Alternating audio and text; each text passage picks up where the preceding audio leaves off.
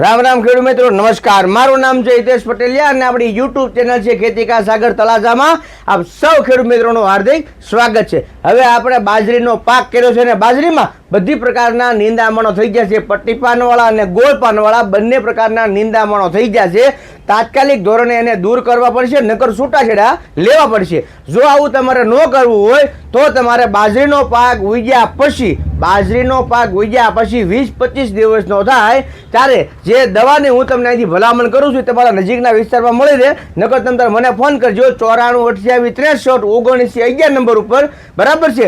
હવે જે આપણે વાત કરવાની છે કે બાજરી ઉગ્યા પછી 20-25 દિવસે પાણી પાઈ પછી દવા છાંટી દેવાની છે અને વળી પાછું 4-5 દિવસ રહીને તમારે એમાં પાણી આપી દેવાનું છે. એટલે કે ભેજવાળું વાતાવરણ પણ રહે અને બાજરીમાં જે નિંદામણ થાય છે, જે ઘાસ થાય છે, પટ્ટી પાનવાળા અને ગોળ પાનવાળા, કાળિયું ખારિયું, હાંબો, હાટોડો, લૂણી, દારોડી, ધરોડી, ગુજરા, હેમુલ, સયા, આ બારો તારો, વેકરીઓ, વાંદરભૂષણ, કોંગ્રેસ્યુ ઘાસ ને આ જે કાંઈ નિંદામણો છે ને એમાંથી 95% નિંદામણો સંપૂર્ણપણે તમારે સાફ થઈ જાય. ખાસ એટલું યાદ રાખવાનું કે દવા હંમેશને માટે તમે નિંદામણ નાશક દવાનો ઉપયોગ કરો એટલે વ્યવસ્થિત ઘાટી અને જાડી તમારે મારવાની રહેશે. જો તમારે 1 એકરે 40 ગુઠા જગ્યામાં 10 પંપ તમે ન છાંટી શકતા હો તો તમારે એમાં રિઝલ્ટ તમને કહું 20%-30% સુધી ઓછું મળશે. અને વળી પાછા તમારે એમાં દાડિયા કરવા પડશે, મજૂર બેહાડવા પડશે અને ટેમ્પા ભાડું પણ તમારે દેવું પડશે.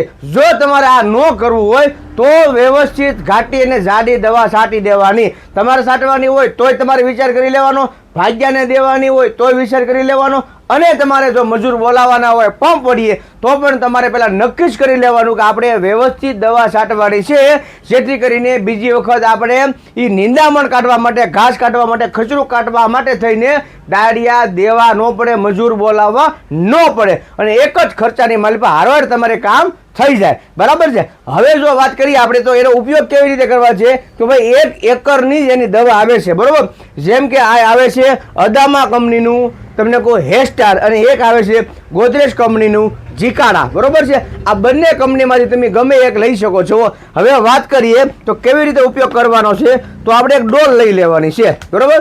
હવે એક ડોલની માલિપા આપણે 9 ગ્લાસ પાણી નાખી દેવાનું છે. કેટલું? 9 ગ્લાસ પાણી નાખી દેવાનું છે. 9 ગ્લાસ પાણી નાખી દો. એમાં તમારે આ રીતની 2 દવા આવશે. આ જે દવા છે એ ગુંદરિયું છે. બરોબર. અને આ જે દવા આવે છે એ મેન દવા છે.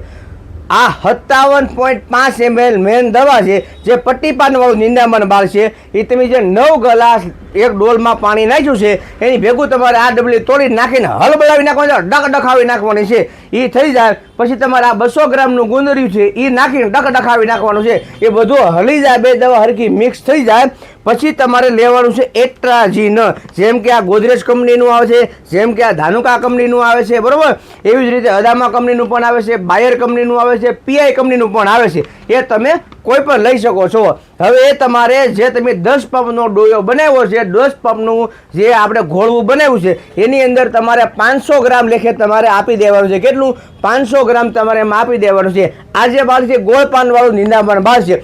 જે ખેડૂત મિત્રોને તમને કોઈ કોંગ્રેસ્યુ ઘાસ વધારે હોય, આપણે કોંગ્રેસ્યુ ઘાસ કહીને શું કહેવાય ને, ગાજર ઘાસ કહી, ઘણી વખત સફેદ ફૂલડાવાળું કહીએ છીએ. બરોબર. તો એ જો વધારે પડતું હોય તો તમારે 500 ગ્રામની જગ્યાએ 1 કિલો તમારે એટ્રાજીન લેવાનું છે. કેટલું?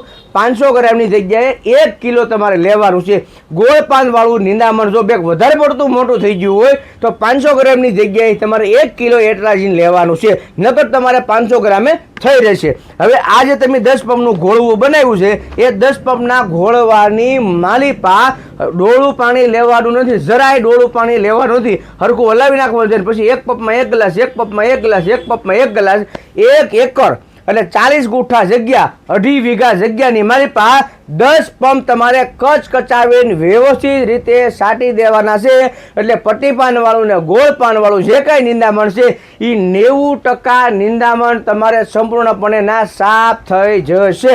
બરોબર.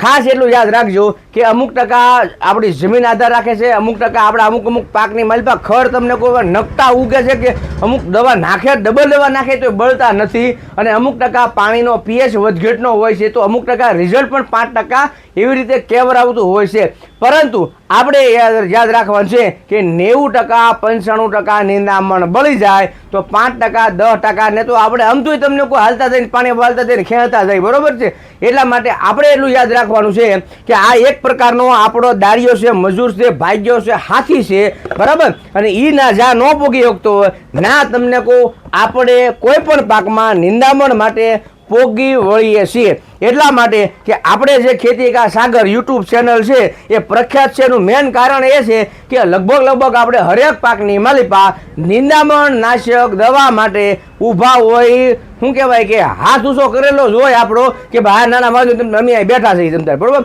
હવે જે ખેડૂત મિત્રોને તલ કરવાના છે, મગ કરવાના છે, અડદ કરવાના છે, બરાબર, અને એમાં પણ એમને ખડ થાય છે તો એનો પણ આપણે વિડીયો બનાવશું, એનો પણ વિડીયો આપણે મૂકેલો છે અગાઉ અને ફરી પાછો તમતારે મૂકશું. અને એમાં ફાલી કોઈને દવા નાખવાની હોય તો આપણે બ્લુબેરી છે, ફલમગોરો છે, આપણે એની ભલામણ કરીએ છીએ. તમારા નજીકના વિસ્તારમાંથી લઈ લેવાનું છે, તમારે કોઈ ચિંતા કરવાની નથી. અને આ ખાસ એ કહી દઈ કે તમે નિંદામણ નાશક દવા વાપરો ત્યારે તમારો પાક થોડોક પાસો પડે થોડોક ઢીલો પડી જાય. એટલા માટે જે ખડબડ બધું બળી ગયું હોય ત્યારે તમારે યુરિયા વીઘે 10 કિલો લેખે આપી પાણી પાઈ દેવાનું, એટલે ઓહો તમને કોઈ હાઈ ક્લાસ ખોળવા મંડે. અમુક ખેડૂતો તમને કોઈ ખાતર નાખવાથી આગા જ રહેશે, એ બહુ સારું છે. કદાચ તમારે ખાતર ન નાખો કાંઈ માથાકૂટ નહીં, જેમાં જે સંગમ આવે છે તમારે એ પંપે 40-50 ml લેખે તમે આપી દો એટલે ઓહો હાઈ ક્લાસ ખોળી જાય, બધી પ્રકારનામાં ખોરાક મળી જાય છે. ઝીંક, મેગ્નેશિયમ, કોપર, બોરોન, આયર્ન, લોહ તત્વ, મેડિબ્લોડમ ને નાઇટ્રોજન, બરોબર છે. આ બધા તત્વો તમને કોઈ મળી જાય, પંપે 40-50 ml લાગી જાય તોય લીલી કાચ રેખી તમારે જુવાર, મકાઈ, બાજરી, તલ, મગ, અડદ, ચણા, સોયાબીન, મગફળી, શાકભાજી કોઈ પણ પાકની માલિપા તમે આપી શકો છો અને હાઈ ક્લાસ તમારો પાક પીવો પડી ગયો તો ઓહો રેડી થઈ જાય છે, બરાબર. એટલે નિંદામણ નાશક દવા નાખો એટલે ખાસ યાદ રાખવાનું કે પાક તમારો થોડોક પાસો પડી જાય, હળવો પડી જાય, ધીમો પડી જાય. અમુક ટકા આપણી જમીની પ્રકારની હોય કે આજ પાણી પાવ તો સાંજે પાછું હાલ એવું થઈ ગયું હોય તો એને કદાચ થોડોક પાક વધારે પીવો પડી શકે છે, બરાબર. એમને તાત્કાલિક 2 વખત પાણી પાવાનો આગ્રહ રાખવાનો અને ઉરિયા એક વખત થોડુંક 10 કિલોની જગ્યાએ 12-15 કિલોનો ઉપયોગ કરવાનો, બરોબર છે. બાકી આપણી થોડીક અમુક ટકા જમીન હોય, અલગ પ્રકારની પાણી આપણું પાછું સારું હોય, મોળું હોય, ખારું હોય, ભાંભળું હોય તો એમ પણ આપણને 5% 10% ગમે એ રીતે આપણને અમુક ટકા ફાયદો થતો હોય તો અમુક ટકા આપણને એવી નુકસાની તો રહેતી જ હોય છે. અને આપણા આવા નવા વિડીયો જોવા માટે પડખે જો સબસ્ક્રાઇબનું બટન છે ને કાળા કુંડાળામાં, બરોબર, એના ગબ નારાનું તમે દબી જો એટલે આપણા આવા જે વિડીયો છે તમને ટાઈમ ટુ ટાઈમ મળી રહે. અને નવો વિડીયો ન આવતા સુધી રજા આપો. રામ રામ, જય જવાન, જય કિસાન.